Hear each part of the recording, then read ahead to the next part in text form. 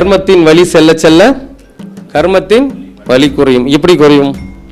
என்ன காரணம், என்ன அதனுடைய பேட்டர்ன் என்ன அப்படின்னா, ஒரு ஜாதகத்தில் புதனுடைய நட்சத்திரத்தில் கிரகம் திசை நடத்தும் போது புதன் இயங்கி ஆகணுமோ வேண்டாமோ? அந்த புதனுக்கு அதிகாரம் இருக்கிறதா இல்லையா? இருக்கு. ஜோதிடர்கள் அப்படின்னா அந்த கேட்டகரியில் அவர் அங்கே இருப்பார். தமிழ்நாட்டில் சொல்லிக்கக்கூடிய ஜோதிடர்னா அவரும் அங்கே ஒரு பிரபலமாக இருப்பார். அந்த அளவுக்கு ஜோதிட கலை மட்டும் இல்லை, அனைத்து கலைகளிலுமே தன்னுடைய அனுபவ ஆராய்ச்சிகளை நிறைய சொல்லி கொடுத்து நிறைய மாணவர்களை உருவாக்கி எந்நேரம் ஓரளவுக்கு அதிகபட்சம் பிஸியாக இருக்கக்கூடிய ஒரு அற்புதமான ஒரு நல்ல இனிய நண்பர். அவர் இந்த ஷெட்யூல்லையும் அவரோட நேரங்காலை எல்லாம் ஒதுக்கி நம்மளுக்கு நம்முடைய சரவணபவ ஜோதிட அறிவாலயத்துக்கு 2வது கருத்தரங்கத்துக்கு வர்றாரு. ஏன்னா நம்மளாம் ஒரு வருஷத்துக்கு ஒரு 4 டைம் எல்லாம் வந்தால் கொஞ்சம் நல்லா இருக்கும்னு நாங்கள் எதிர்பார்க்குறோம். ஒரு 4 டைம் வந்தால் இது மாதிரி நிறைய கருத்துக்களை கேட்கறதுக்கு சிறப்பாக இருக்கும். அதனால் இன்னைக்கு பண்டிட் பாலசுப்ரமணியம் அவர்களை வருக வருக என அன்போடு வரவேற்று அவருக்கு ஒரு சிறிய மரியாதை நிமித்தம் செய்த பிறகு அவருடைய உரையாற்றுமாறு அன்புடன் கேட்டுக்கொள்கிறோம். அதுக்கு முன்னாடியே காசி சிவா அவர்களுக்கும் ஒரு சிறிய மரியாதை. ஐயா வாங்க.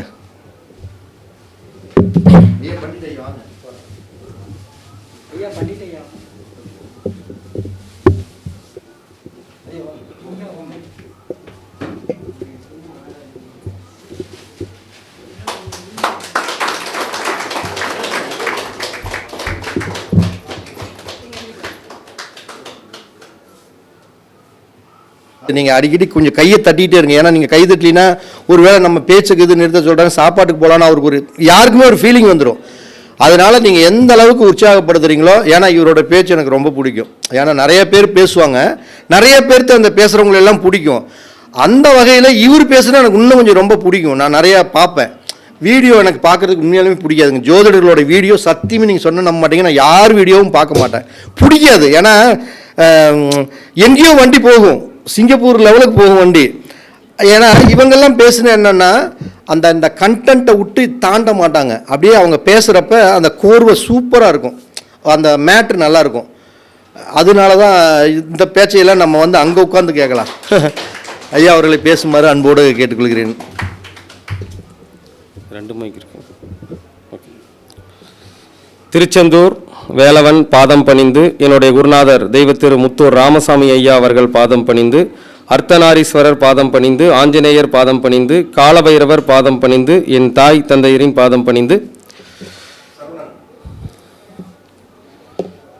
நமது சரவணபவ ஜோதிட அறிவாலயம் நடத்தும் 37வது கருத்தரங்கிற்கு எம்மை அழைத்த மதிப்பிற்குரிய சரவண பவ பரணி பாரதி ஐயா அவர்களுக்கு என்னுடைய மனமார்ந்த நன்றிகளை முதலில் தெரிவித்துக் கொள்கின்றேன்.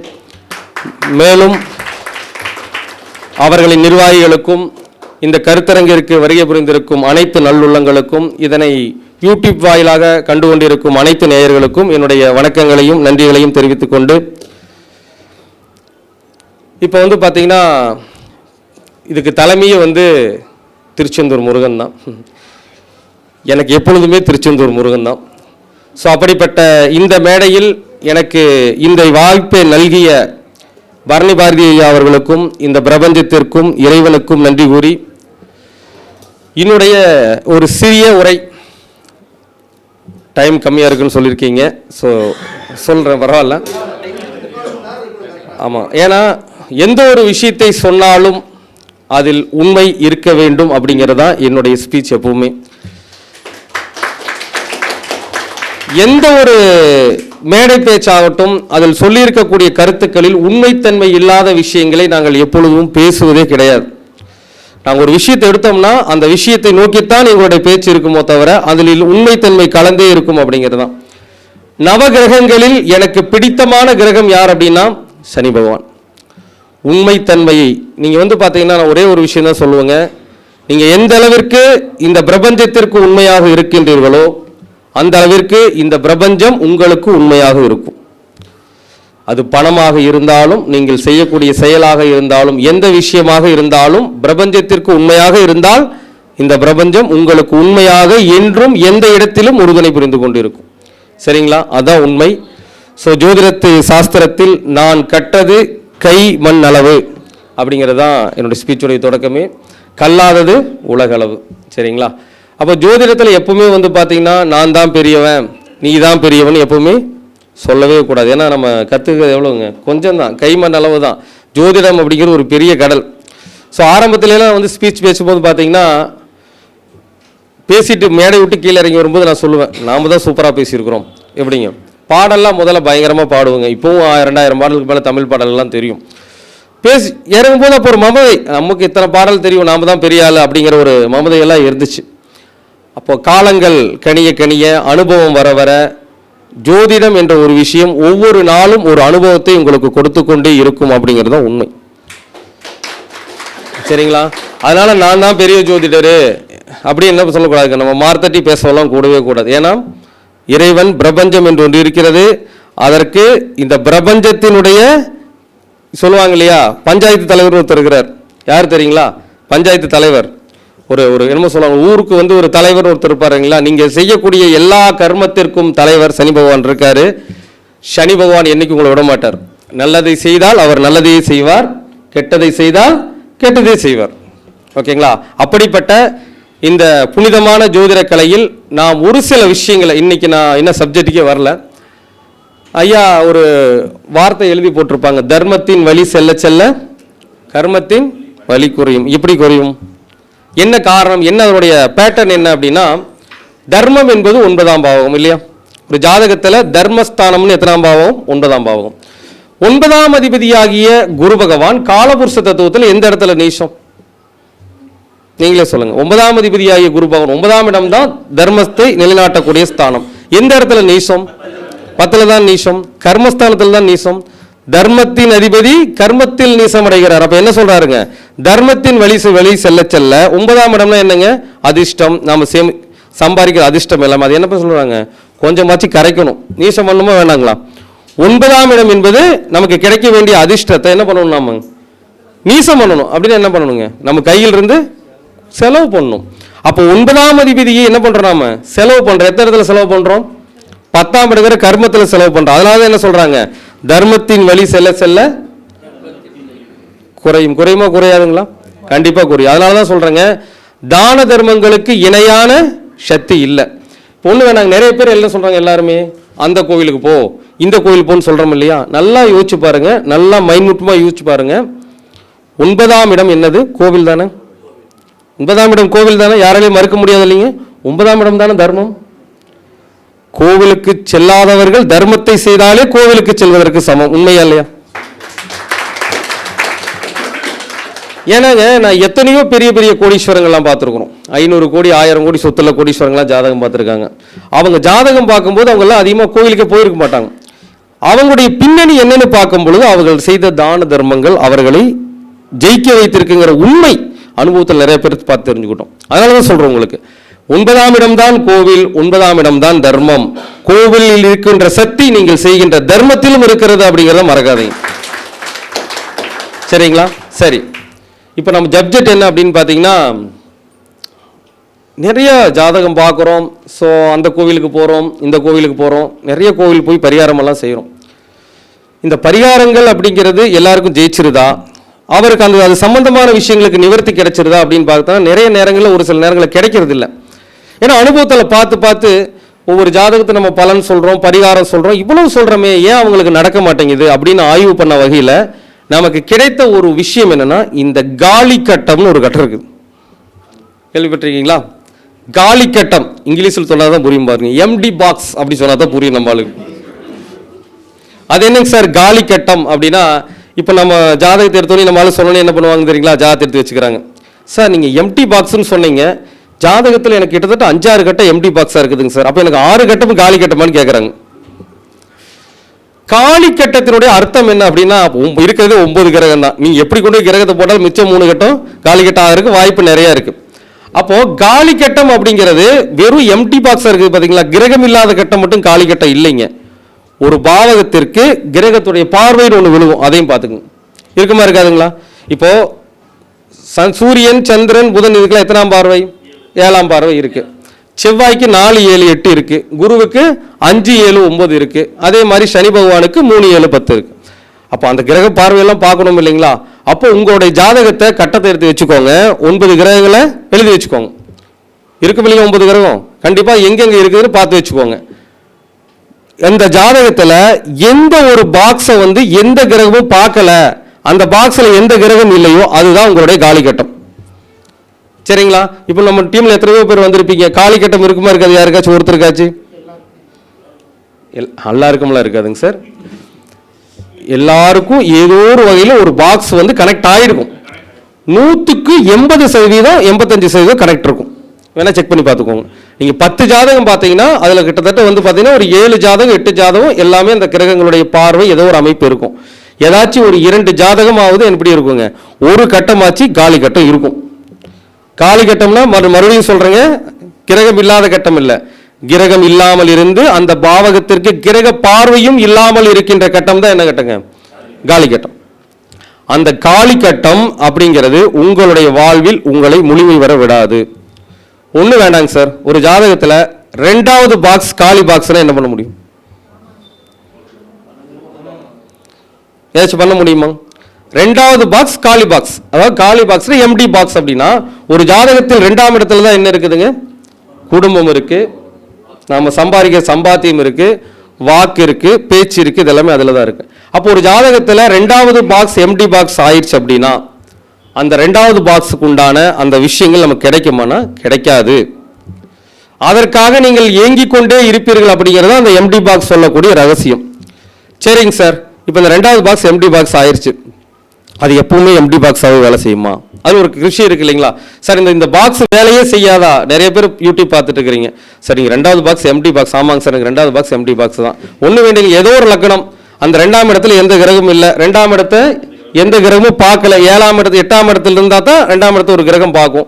8ஆம் இடத்துல எந்த கிரகமும் இல்லை, 2ஆம் இடத்துல எந்த கிரகம் இல்லை, அந்த 2ஆம் இடத்த குரு பகவானும் பார்க்கல, சனி பகவானும் பார்க்கல, செவ்வாய் பகவானும் பார்க்கல. ஓகேங்களா? இதான கணக்கு. 2வது பாக்ஸ் எப்படி எம்டி பாக்ஸ் யாருக்கு சொல்லுவோம்? 2ல கிரகம் இல்லை, 8ஆம் இடத்துல கிரகம் இல்லை. ஏன்னா 8ஆம் இடத்துல எந்த கிரகம் இருந்தாலும் 2ஆம் இடத்தை பார்த்துரும். அப்போ 2லையும் கிரகம் இல்லை, 8லையும் கிரகம் இல்லை. செவ்வாய் பகவான் தான் அடுத்து பார்க்கக்கூடிய அமைப்பு. 4, 7, 8 பார்வையா? 7 விட்டுருங்க. ஒன்று செவ்வாய் 4, 8 2ஆம் இடத்தை பார்க்கணும். அப்படி இல்லைன்னா குரு 5, 9 2ஆம் இடத்தை பார்க்கணும். இல்லைன்னா சனி பகவான் 3, 10 பார்க்கணும். இந்த ஆப்ஷன் தான். அப்ப இந்த மாதிரி எந்த ஒரு கிரக பார்வையும் இல்லாமல் இருந்தால் அந்த 2வது பாக்ஸ் இயங்குமா? இயங்காதானே? இயங்காது. ஆனா இயங்கும். இங்கதான் ஜோதிட சாஸ்திரத்தில் இருக்கக்கூடிய சூட்சமங்கள் இருக்கு. இப்போ ஒண்ணு வேணாம் சார், ஒரு லக்னம் ஒன்று எடுத்துக்குவோம். ஏதாவது ஒரு லக்னம் எடுத்துக்குவோமே, ரிஷப லக்னம் எடுத்துக்கலாங்களா? ரிஷப லக்னத்துக்கு 2வது இடம் என்னதுங்க? மிதுனம். அப்ப ரிஷப லக்னத்துக்கு 2வது இடம் மிதுனம் அப்படின்னா அந்த மிதுனத்துல கிரகம் இல்லை. மிதுனத்துக்கு நேர் ஆப்போசிட் ராசி எது? தனுசு. அப்ப மிதுனத்திலையும் கிரகம் இல்லை, தனுசுலையும் கிரகம் இல்லை. ஓகேங்களா? மிதுனத்திலையும் கிரகம் இல்லை, தனுசுலையும் கிரகம் இல்லை. செவ்வாய் மிதுனத்தையும் பார்க்கல, குருவும் மிதுனத்தை பார்க்கல, சனி பகவானும் பார்க்கல, யாருமே பார்க்கல. ஆனா ஒரு 2வது பாக்ஸ் கண்டிப்பா ஒரு ஜாதகத்துல அந்த புதன் குடும்பம், வருமானம், வாக்கு பாதிக்கப்படும். எப்ப இந்த பாதிப்பு இருக்காது, யார் இதுல தப்பிச்சு வருவாங்க? தெரியுமா? நான் பாட்டுக்கு ஒரு விஷயத்தை சொல்லி போட்டு அடுத்து யூடியூப்ல ஒருத்தர் கமெண்ட் போடுவாங்க, இல்லையே சார் நீங்க சொன்ன மாதிரி ஒன்றும் கிடையாது, நான் நல்லா இருக்கிறேனே, எனக்கு அந்த பாக்ஸ் ஒன்று நல்லா தான் வேலை செஞ்சுட்டு இருக்கேன்னு சில பேர் சொல்லுவாங்க.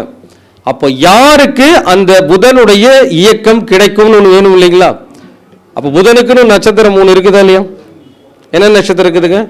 ஆயில்யம், கேட்டை, ரேவதி. புதனுக்குன்னு டிஎன்ஏ நட்சத்திரம் 3 இருக்குதா இல்லையா? ரோகிணி, உத்திரம், பூராடம். அப்போ ஒருத்தர் ரிஷப லக்னத்துல பிறந்திருப்பாங்க, 2வது பாக்ஸ் எம்டி பாக்ஸா தான் இருக்கும். அவருடைய ஜாதகத்தில் இந்த ஆயில்யம், கேட்டை, ரேவதி நட்சத்திரத்திலோ அல்லது ரோகிணி, உத்திரம், பூராடம் நட்சத்திரத்திலோ 2-3 கிரகமாச்சு இருக்கும். கரெக்டா அவருக்கு ஒரு 25-30 வயசுல அந்த திசை வந்திருக்கும். தொடர்ச்சி அந்த 3 திசை ஒரு 70 வயசு வரைக்கும் இருக்கும். அவரோட 2வது பாக்ஸ் திசை முழுக்க இயக்கிட்டு இருக்கும். அவருடைய வாழ்க்கை முழுவதும் இயக்கிட்டு இருக்கும். இதுதான் உண்மை. அப்ப அந்த 2வது பாக்ஸ் அவங்களுக்கு எம்டியா இருந்தாலும் அது ஒரு சில நேரங்களில் வேலை செஞ்சிடும். வேலை செய்யணுமா இல்லையா? ஒரு ஜாதகத்துல புதனுடைய நட்சத்திரத்துல கிரகம் திசை நடத்தும் போது புதன் இயங்கி ஆகணுமா வேண்டாமா? அந்த புதனுக்கு அதிகாரம் இருக்கிறதா இல்லையா? இருக்கு.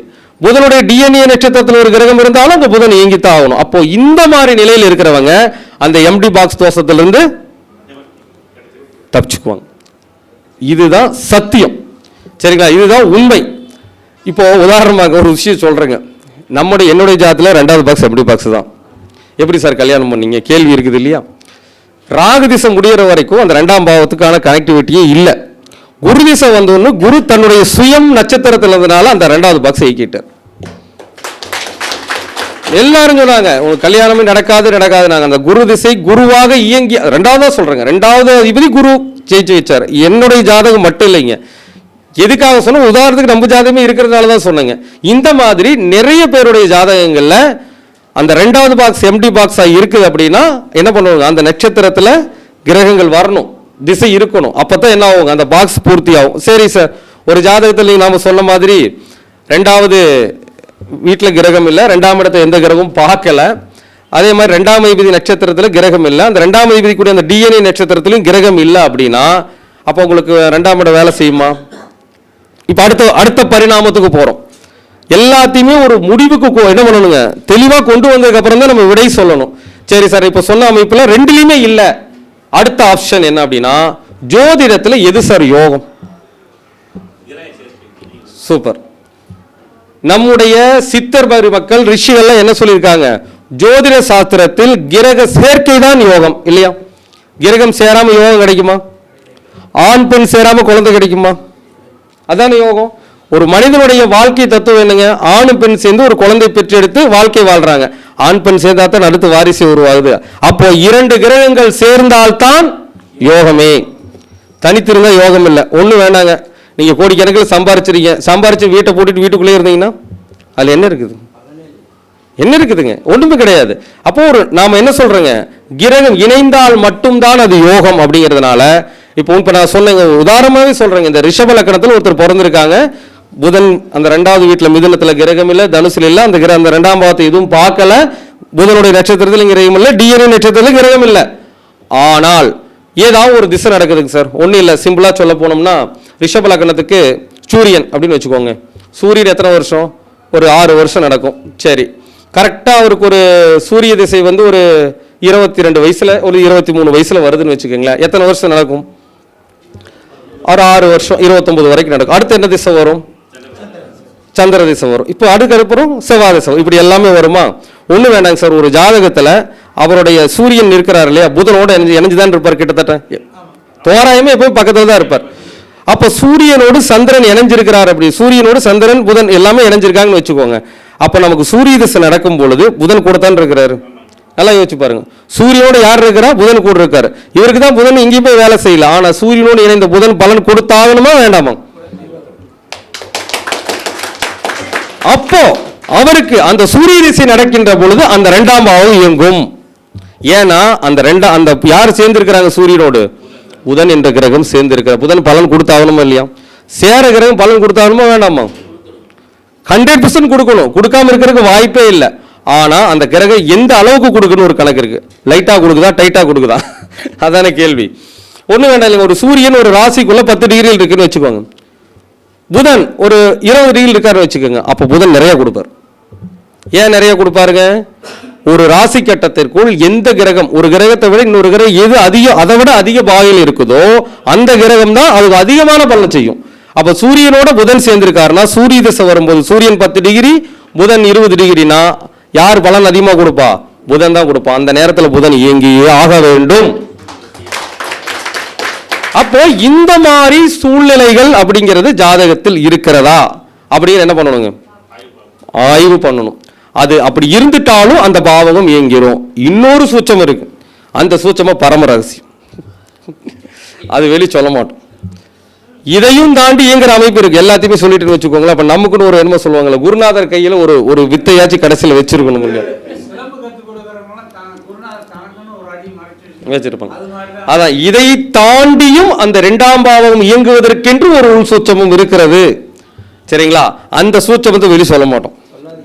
அந்த ஒரு சூட்சம் இதை சொன்னாலே கிட்டத்தட்ட உங்களுக்கு 180% கிணறு தாண்டிடலாம். ஓகேங்களா? அப்போ அந்த சூட்சமும் இல்லாமல் இருந்து விட்டால் அந்த 2ஆம் பாவம் எம்டி, அவர் கல்யாணம் நடக்காது. உறுதியா சொல்ல ஒரு குடும்பம் அமையவே அமையாது, அடிச்சு சொல்லிடுவோம். அப்போ இந்த மாதிரி அமைப்பு இருக்குது. எம்டி பாக்ஸ்ங்கிறது ஒரு தனி மனித வாழ்க்கையில ரொம்ப ரொம்ப முக்கியமான ஒரு விஷயம். இப்படிதாங்க சார் ஒரு பொள்ளாச்சியில் ஒருத்தர் கிட்டத்தட்ட ஒரு 55 ஏக்கரா காடு, சரிங்களா, நல்லா வெள்ளாம காடு, எல்லா தென்னமரத்தோப்பா வச்சிருக்கிறார். ஜாதகம் பார்க்கிறார், சார் என்ன சார் பண்ணுறீங்க? ஆமாம் சார் 40 வயசு ஆயிடுச்சுங்க சார், இன்னும் கல்யாணம் நடக்கலை சார். மேஷ லக்னம் 7வது பாக்ஸ் எம்டி பாக்ஸ். 7வது பாக்ஸ் எம்டி பாக்ஸ் அப்படின்னா என்னங்க? மேஷ லக்னத்துக்கு 7வது பாக்ஸ் எதுங்க? துலாமா வரும். துலாம் ராசியில் எந்த கிரகம் இல்லை, துலா ராசி எந்த கிரகம் பார்க்கல. சுக்கருடைய நட்சத்திரத்தில் கிரகம் இல்லை, சுக்கருடைய டிஎன்ஏ நட்சத்திரத்திலும் கிரகம் இல்லை. இப்போ எப்படி இயங்கும்? சுக்கரோட எந்த கிரகம், சுக்கர் தனியாக போய் தனிச்சு நிற்கிறார். இன்னொரு சொல்றீங்களா கடைசி சூச்சம் அதுலேயும் இல்லை. ஜாதகம் பார்த்தங்க சார், 55 ஏக்கரா காடு வச்சிருக்கிறாரு, தோட்டம் வச்சிருக்கிறாரு, ஆனால் கல்யாணம் நடக்கல. எவ்வளோ செலவு பண்ணி பொண்ணு காசு போட்டு நகை போட்டு வேற கட்டி கொடுக்க ரெடி, ஆனால் எந்த பொண்ணும் தயாராக இல்லை, பொண்ணு வரல. படிச்சிருக்காருங்க சார், இத்தனைக்கு படிச்சிருக்காரு, சாதாரணமான படிப்பு இல்லை, 2 டிகிரி படிச்சிருக்கிறாரு, நல்லா காடு தோட்டமெல்லாம் இருக்கு. ஆனால் உண்மை அவரை கேட்டிருக்காரு நம்ம தெரியல. இல்லை, ஜாதகத்தை பார்த்தா 7வது பாக்ஸ் எம்டி பாக்ஸ், எந்த ஒரு இடத்திலும் 7ஆம் பாவகம் இயங்கவில்லை. சார் உங்களுக்கு கல்யாணம் நடக்காதுங்க சார்ன்ட்டு. கல்யாணம் நடக்காது அப்படின்ட்டா சார். அப்படி எப்படி சார் வாழ்க்கை கல்யாணம் நடக்கிறதுக்கு? நடக்காது. வேணா என்ன பண்ணலாம், யாராச்சும் ஒருத்தருக்கு ஒரு குழந்தையோடு இருக்கிற பொண்ணுக்கு என்ன பண்ணலாங்க, வாழ்க்கை கொடுத்து வாழலாம். அந்த ஒரு ஆப்ஷன் மட்டுமே இருக்க தவிர அவருக்கு கல்யாணம் பண்ணுற யோகம் இல்லைன்னு சொல்லியாச்சு.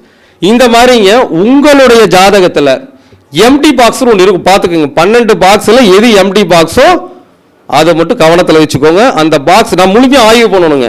எடுத்தோன்னே எம்டி பாக்ஸ் இருந்தால் நம்ம யூடியூப் பார்த்துட்டு இப்படி இருக்குது அப்படின்னு மொத்தமாக அப்படி தான் ஒரு டைம் போன டைம் பேசிங்க சார். நீங்கள் சொன்னீங்க 5 பாக்ஸில் தான் சார் எனக்கு கிரகம் இருக்குது, 7 பாக்ஸில் கிரகம் இல்லை சார். இப்போ 7 எம்டியான்னு கேட்குறாரு ஒருத்தர். ஏன்னா மக்களுக்கு புரிதல் இல்லை. ஏன்னா ஜோதிடம் அப்படிங்கிறது அதில் உள்ள சூட்சமங்கள் நிறைய இருக்குதுங்க. ஏன்னா ஒரு வரியில் சொல்லக்கூடிய சூட்சமம் இல்லைங்க. ஜோதிடத்தில் பலவிதமான உள் சூட்சமங்கள் நிறைய புதைஞ்சு கிடக்குது. ஜோதிடத்தை என்ன பண்ண முடியாதுங்க, ஒரு வரியில் சொல்ல முடியாது. எல்லா ஆய்வுகளையும் சொன்னதுக்கு அப்புறம் தான் ஒரு ரிசல்ட்டை நம்ம கொடுக்கணும் இல்லைங்களா?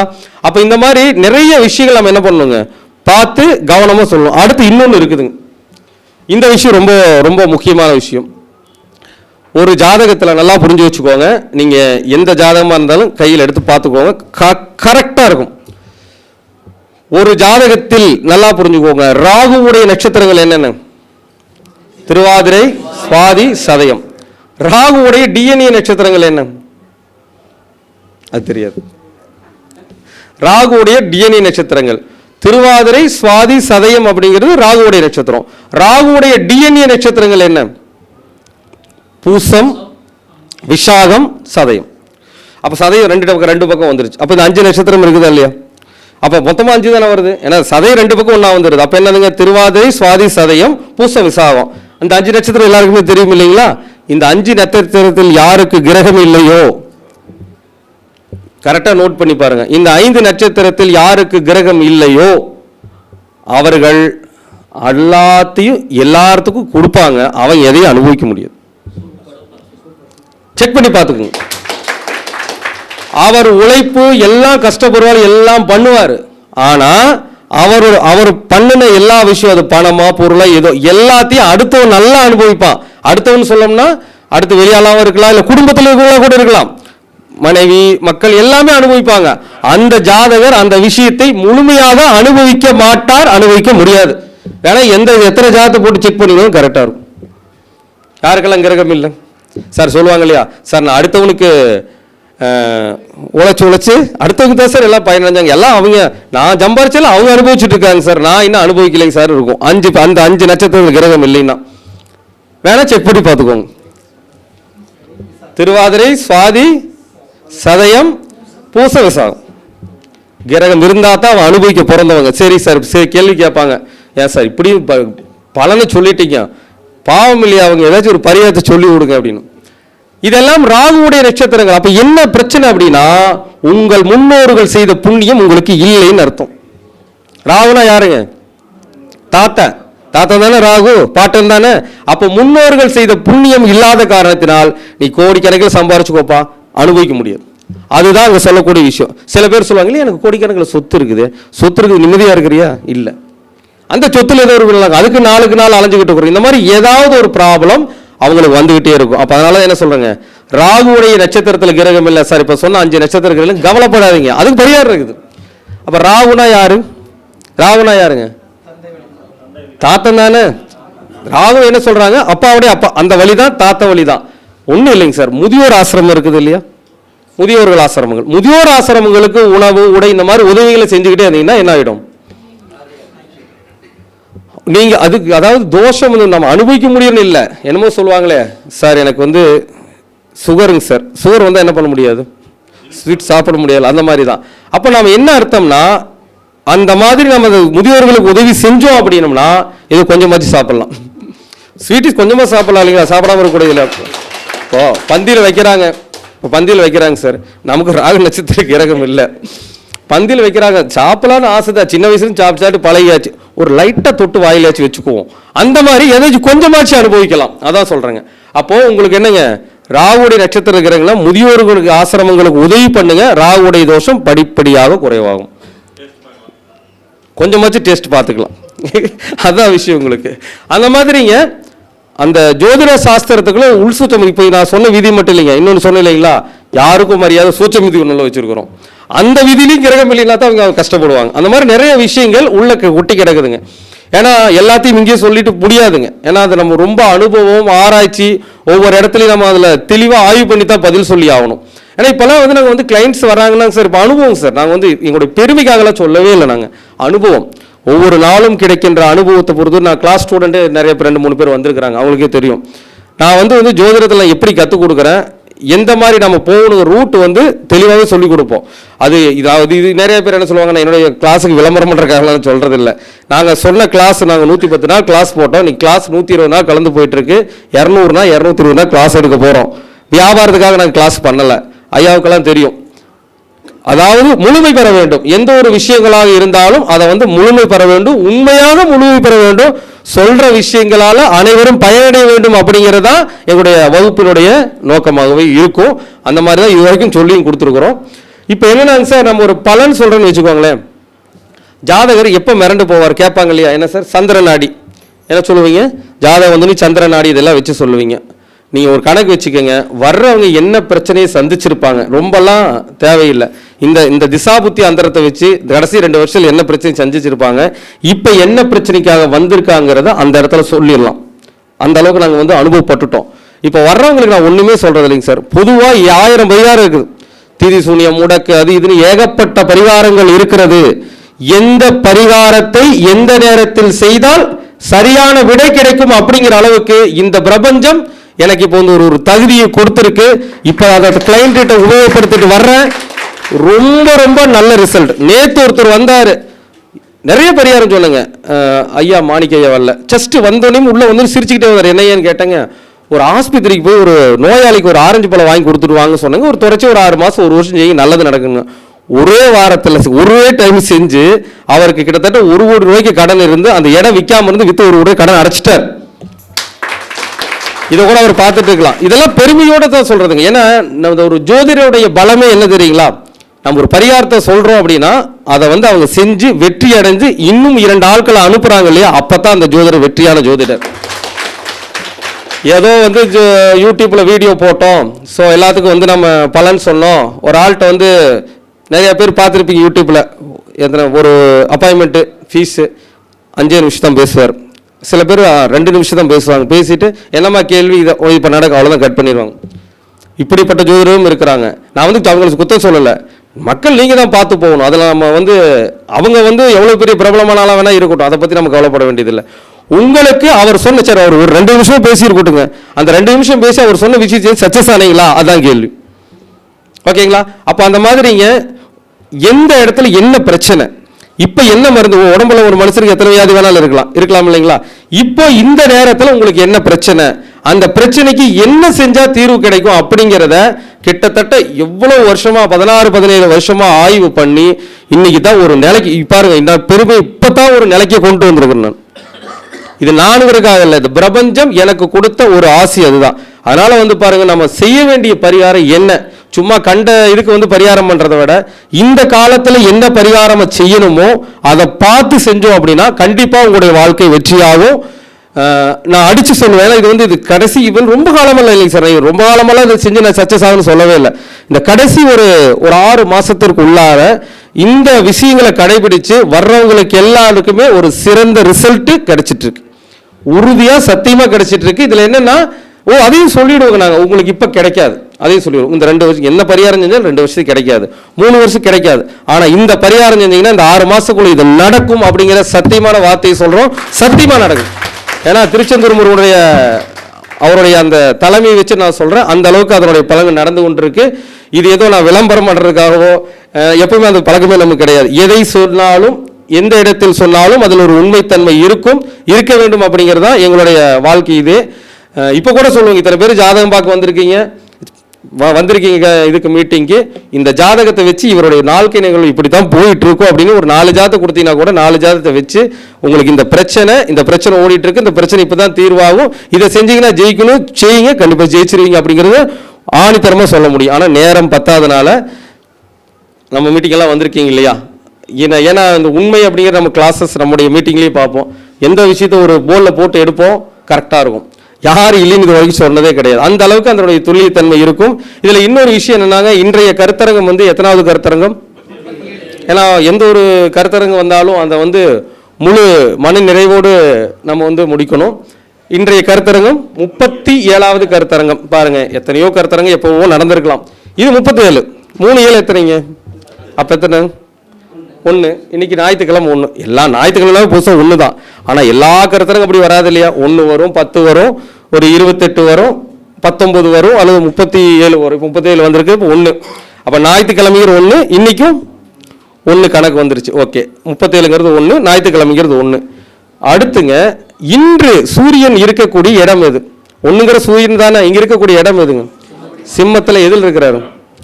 சூரியன் தன் சொந்த வீட்டில் தன் சொந்த நட்சத்திரத்தில் இருக்கிறார். சூரியன் தன் சொந்த வீட்டில் தன் சொந்த நட்சத்திரத்தில் இருக்கிறார். அந்த உத்தர நட்சத்திரத்தில் பிறந்தவனாக நான் இருக்கிறேன். அதனால் அந்த முடிவை சொல்லுங்க, அந்த விழா நிறைவை சிறப்பாக முடித்துக் கொடுக்க வேண்டும் என்பதும் கூட அந்த பிரபஞ்சத்தினுடைய ஆற்றல் தான். இப்போ இந்த உத்தரம் 1ங்கிறது என்ன பாதம்? புஷ்கர நவாம்ச பாதம் இல்லையா?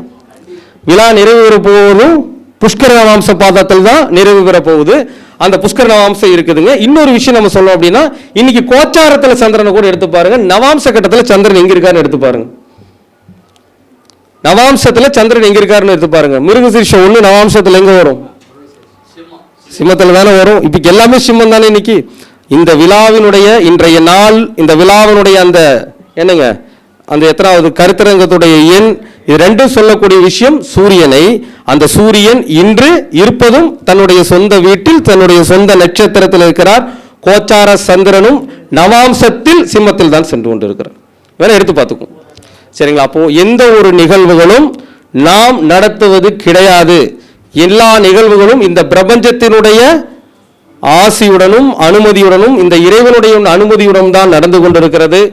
அது பார்த்தீங்கன்னா நீங்க ஒவ்வொருவரும் என்ன பண்ணணுங்க, கிரகத்தை என்ன பண்ணுங்க, காதலிக்க தொடங்கிருங்க. நான் சொல்ற விஷயம் அதுதான். கிரகத்தை நீங்க காதலிச்சுக்கிட்டே இருங்க. கிரகம் உங்களுக்கு தேவையான பாதையை தெளிவாக வழிவகுத்து கொடுக்கும். அந்த பாதையில நீங்க போனீங்க அப்படின்னா கண்டிப்பா உங்களுக்கு என்ன பிரச்சனை இருந்தாலும் அதை தீர்த்து வைக்கிறதுக்கு கண்டிப்பா அந்த கிரகம் உறுதுணை புரியும். இதெல்லாம் பாத்தீங்கன்னா இந்த மீட்டிங்ல இந்த விஷயத்தை பத்தி பேசுறேன். நான் உங்களுக்கு 17 வருஷமா ஜாதகம் பார்த்தாலும் இப்பதான் நாங்க ஓரளவுக்கு ஒரு நிலைக்கே வந்திருக்கிறோம் அப்படின்னு தான் சொல்லுவேன். இன்னும் நான் டாப்பாலாம் முழுசாலாம் சொல்றேன்னு சொல்லுங்க. இப்பதான் ஓரளவுக்காச்சு பிடிச்சி வந்திருக்கிறோம். இன்னும் எவ்வளவோ காண வேண்டி இருக்கிறது. எந்த ஒரு விஷயத்தையும் வரும் காலங்களில் இன்னும் அதிகமாக ஆராய்ச்சி செய்து மக்கள் அனைவரும் நல்ல முறையில் பயனடைவதற்கு என்னென்ன விஷயங்களை கையாள வேண்டுமோ அனைத்தையும் கையாண்டு அனைத்து மக்களுக்கும் நல்வழி காட்டுவோம் என்று கூறி எனக்கு வாய்ப்பளித்த மதிப்பிற்குரிய சரவணபவ ஐயா அவர்களுக்கு, என்னுடைய பரணி பாரதி ஐயா அவர்களுக்கு எனது மனமார்ந்த நன்றிகளை தெரிவித்துக் கொண்டு நன்றி கூறி விடைபெறுகிறேன். நன்றி, வணக்கம், வாழ்க வளமுடன்.